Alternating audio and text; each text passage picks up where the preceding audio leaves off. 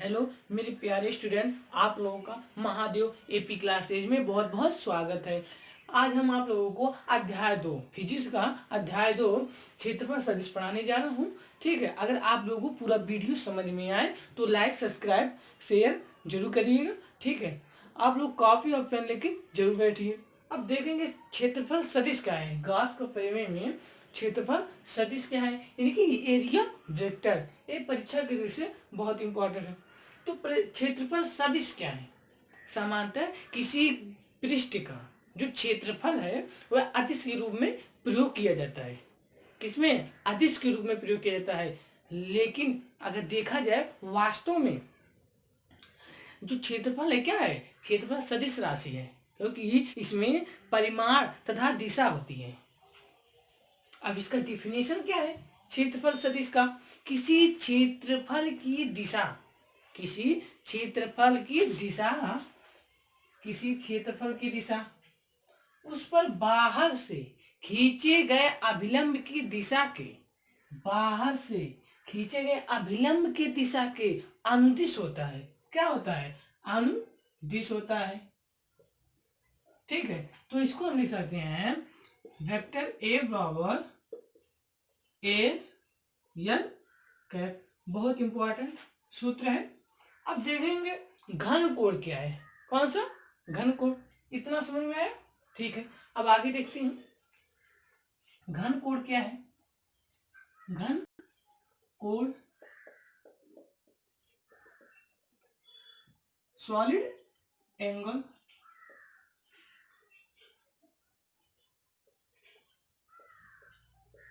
ठीक है, घन कोण क्या होता है? किसी गोली पृष्ठ का, किसी गोली पृष्ठ का जो क्षेत्रफल होता है गोले के केंद्र से जो कोण आंतरिक करता है। मान लेते हैं, माना आर त्रिज्या का,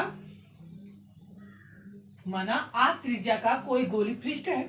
इसके केंद्र से जो कोण आंतरित करता है, जो कोण आंतरित करता है वही क्या है? क्षेत्र घन कोण है। क्या है? घन कोण है। यानी कि आंतरिक मतलब अंदर की जो कोण बनाए वही क्या है? घन कोण है। इसे ओमेगा से प्रदर्शित करते हैं। किससे? ओमेगा से प्रदर्शित करते हैं। ठीक है, अब देखेंगे अब घन कोण क्या है। अब इसको हम कैसे, डिफिनेशन तो बता दिया। ठीक है, अब देखिए माना, क्या लिखेंगे? माना गोली पृष्ठ का, माना एक गोली पृष्ठ जिसका आर त्रिज्या का एक गोली पृष्ठ बनाया।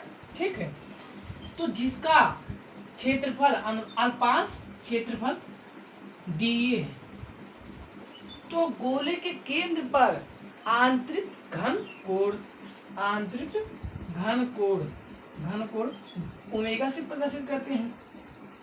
तो हो जाएगा ओमेगा, ओमेगा बराबर,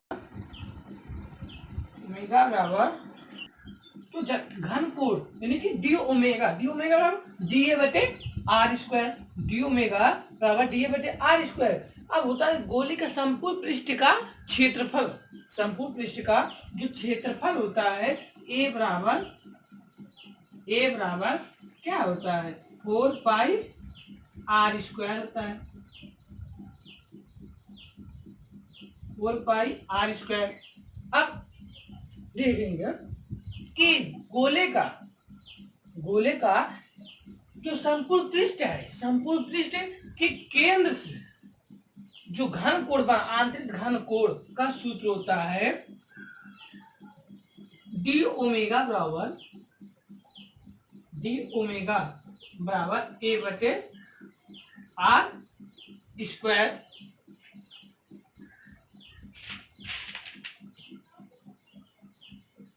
डी बटे डी ओमेगा बराबर ए बटे आर स्क्वायर। अब ए का मान रखेंगे, ए का मान कितना है? ए का मान 4 पाई आर स्क्वायर जाएगा, आर स्क्वायर। डी ओमेगा बराबर 4 पाई, इसका मात्रक हो जाएगा स्टेरेडियन, स्टेरेडियन। क्या आ जाएगा, स्टेरेडियम। अब देखेंगे वैद्युत फ्लक्स क्या है, अगला टॉपिक वैद्युत फ्लक्स। ठीक,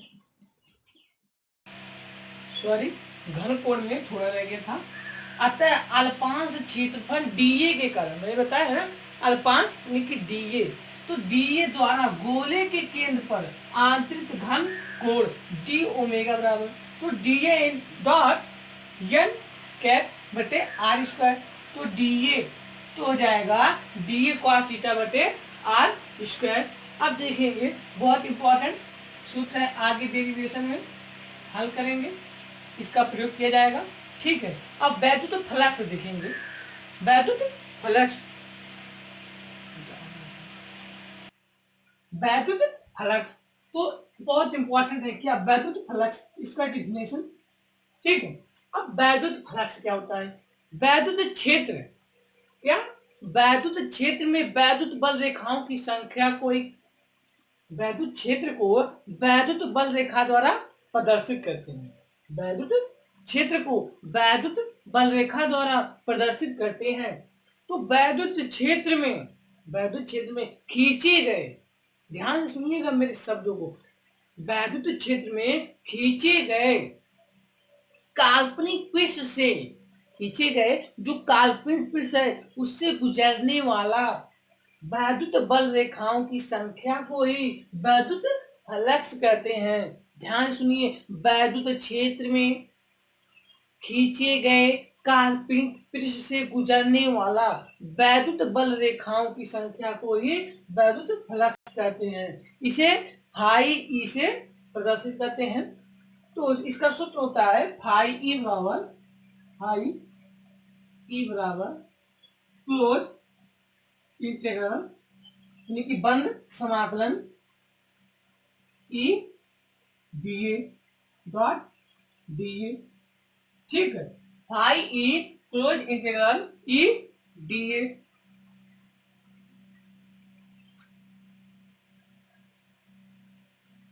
बहुत इंपॉर्टेंट सूत्र है। ठीक है,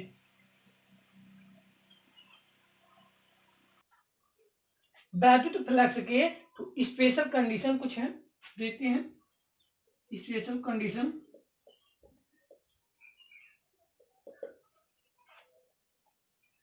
एक समतल पृष्ठ है,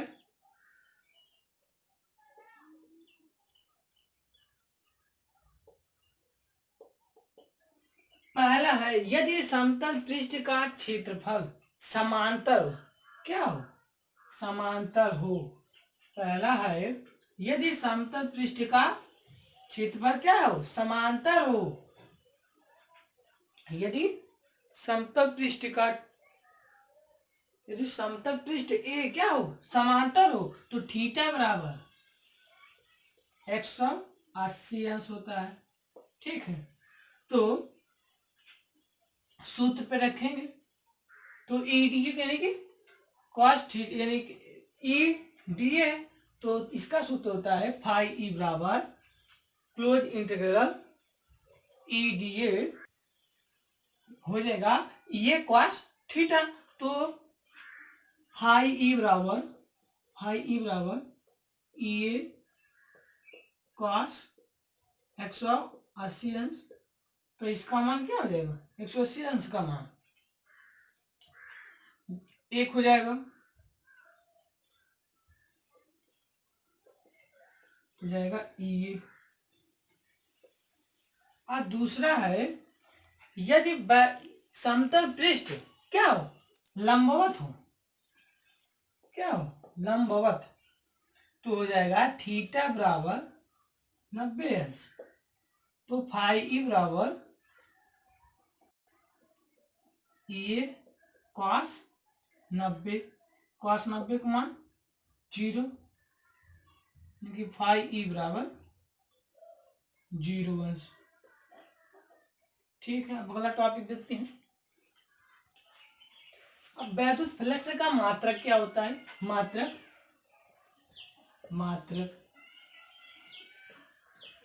फाई ई बराबर ई ये होता है, क्या होता है ई ये, तो ई ए यानी कि चुंबकीय क्षेत्र ई है, तो चुंबकीय क्षेत्र E का मात्रक होता है न्यूटन प्रति कूलम।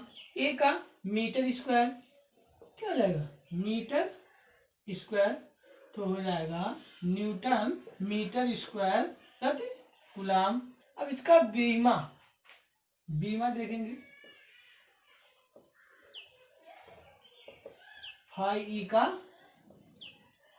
बीमा, तो फाई ई का बीमा यानी कि न्यूटन प्रति कूलम, न्यूटन का मात्र बीमा क्या होता है एम एल टी पे माइनस 2 होता है, कूलम का आई टी, ठीक है, और मीटर का एल स्क्वायर हो जाएगा।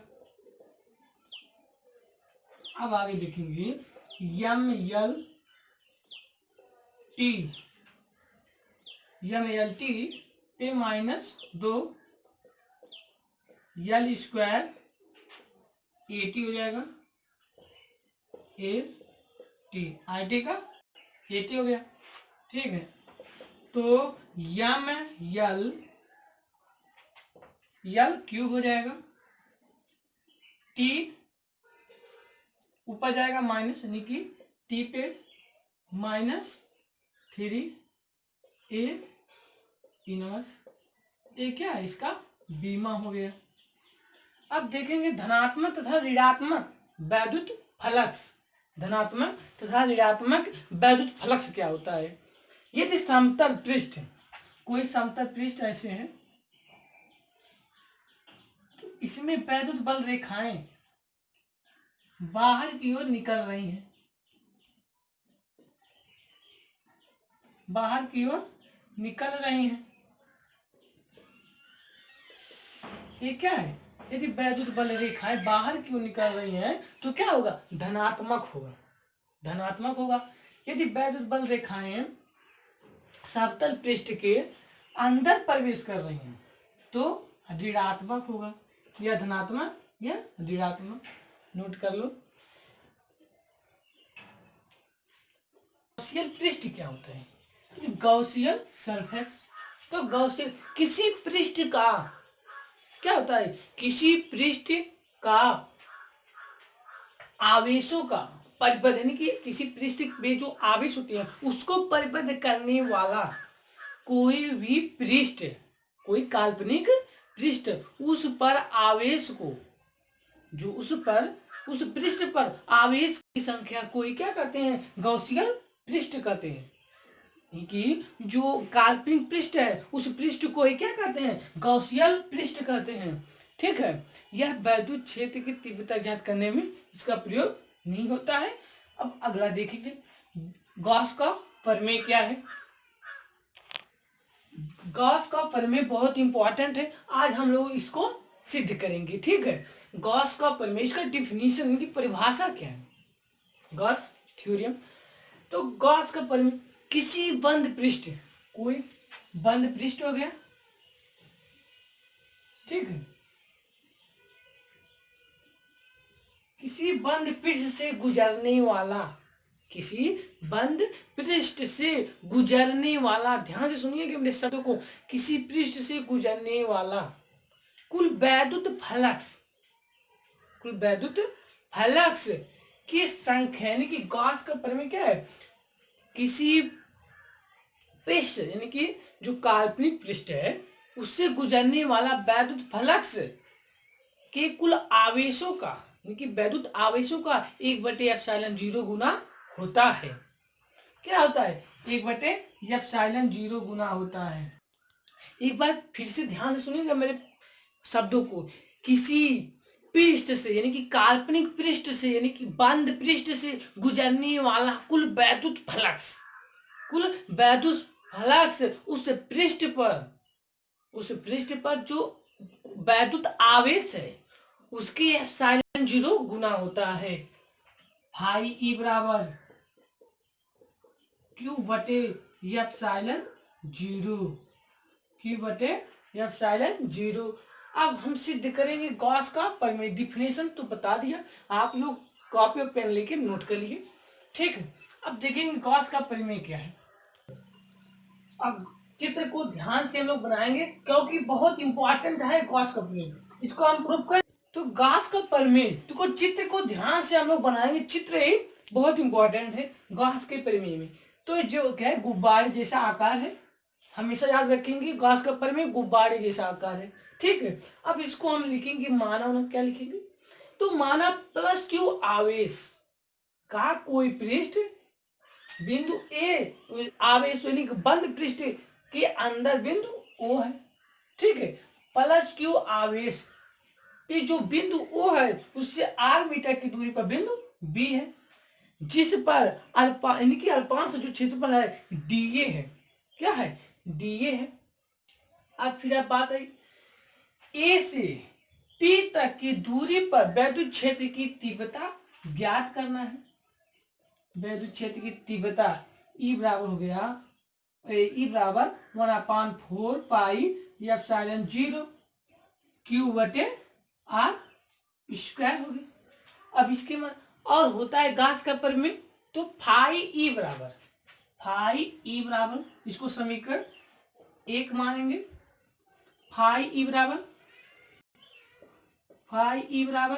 क्यू बटे, फाई ई बराबर लिखेंगे बराबर ई डॉट डी ए। तो इसका एक सूत्र होता है, जब डॉट लगा है तो कॉस लगेगा, E D A cos theta. अगर क्रॉस जाता तो उसकी जगह पे साइन थीटा हो जाता, ठीक है। अब देखेंगे डी फाई ई बराबर ई का मान रखेंगे, जब ई का मान समीकरण 1 से आगे देखते हैं, डी फाई ई का मान रखेंगे 1/4 पाई एप्सिलॉन 0 के क्यू बटे r square d A cos theta, ठीक है। इतना नोट करो। अब आगे देखेंगे डी फाई ई बराबर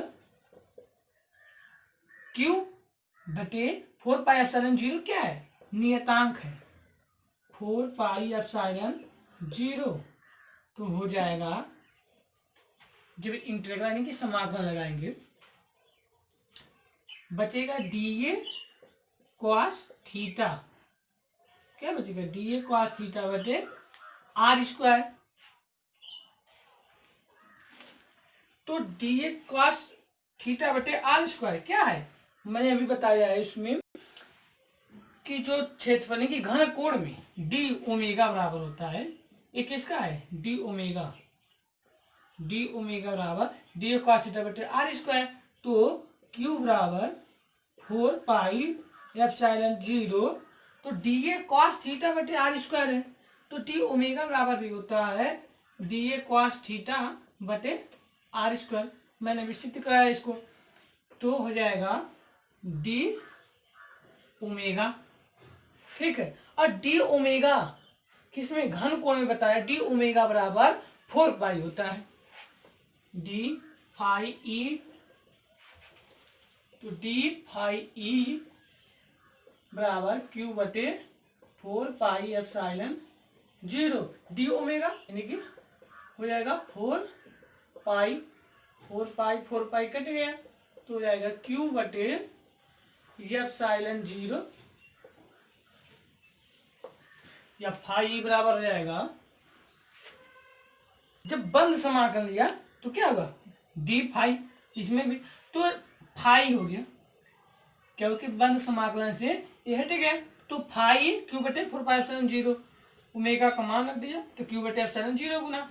फिर आगे देखेंगे फाई ई बराबर क्या हो गया, क्यू बटे एप्सिलॉन 0, यही रूट हो गई, ठीक है। नोट करो, इसमें आएगा कि यदि किसमें, यदि पृष्ठ के अंदर अनेक आवेश, यानी पृष्ठ के अनेक आवेश स्थित हो तो वैद्युत फ्लक्स क्या, सूत्र क्या होगा, तो फाई बराबर क्या हो जाएगा, Q1 बटे एप्सिलॉन 0 प्लस Q2 बटे एप्सिलॉन 0 माइनस Q3 बटे epsilon 0 dot q n epsilon 0। तो इसका सूत्र हो जाएगा फाई ई बराबर क्यू, यानी कि 1/, क्या हो जाएगा, फाई ई बराबर 1/ε0 सिग्मा क्यू, यानी कि सभी का योग। ठीक है, आंकिक में बहुत पूछता है।